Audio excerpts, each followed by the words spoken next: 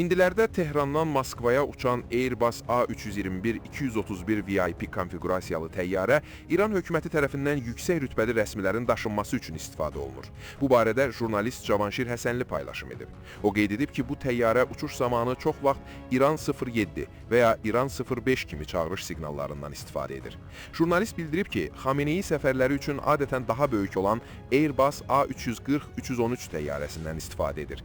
Bəzən isə o təhlükəsizlik və təbliğat məqsədi ilə adi sərnişin təyyarələri ilə səyahət edib.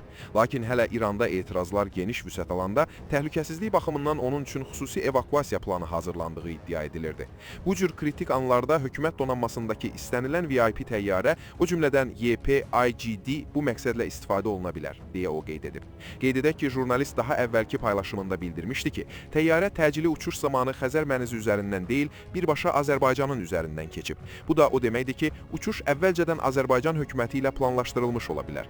Qeyd edək ki, son yayılan məlumatlara görə İran hökumətinə məxsus təyyarə Moskvanın Vnukovo hava limanına enib. Ehtimal edilir ki, təyyarədə İranın dövlət rəsmiləri, Nazirlər Kabinetinin üzvləri, bir sıra nazirlər var. Həmçinin İran prezidenti Məsud Pezeşkiyanın təyyarədə olduğu bildirilir.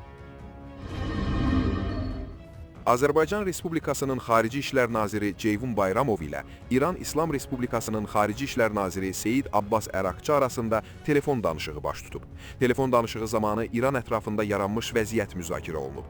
Nazir Ceyhun Bayramov bölgədə son gərginliyin narahatlıq doğurduğunu, bütün tərəflərin İranda və onun ətrafında qeyri-sabitliyə səbəb ola biləcəyi addımlardan və ritorikadan çəkinmələrinin zəruriliyini ölkəmiz tərəfindən hər zaman vurğulandığını bildirib.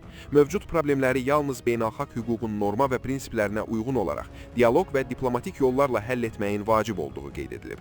Azərbaycan Respublikasının onun hava məkanının və ya ərazisinin hər hansı dövlət tərəfindən qonşu İrana və ya hər hansı digər ölkəyə qarşı hərbi əməliyyatların aparılmasına heç vaxt imkan verilməyəcəyi xüsusi vurğulanıb.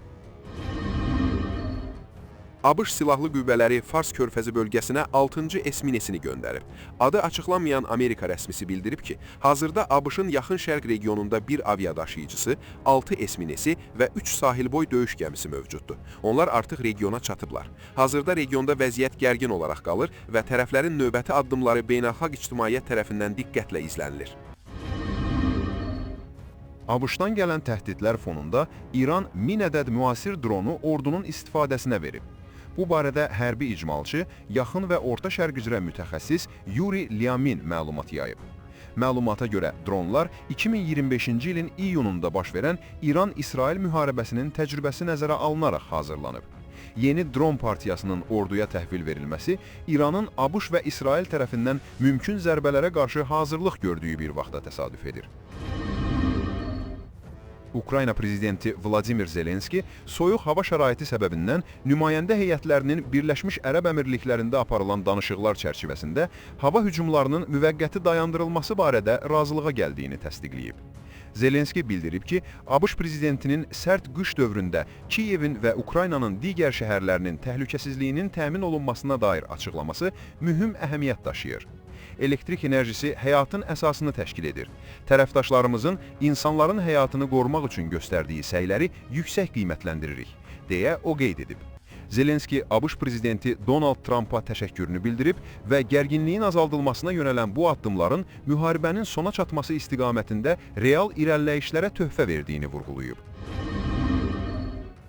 ABŞ prezidenti Donald Trump bu həftə hökumətin bağlanmasının qarşısını almaq üçün demokratlarla danışıqlar apardığını bildirib.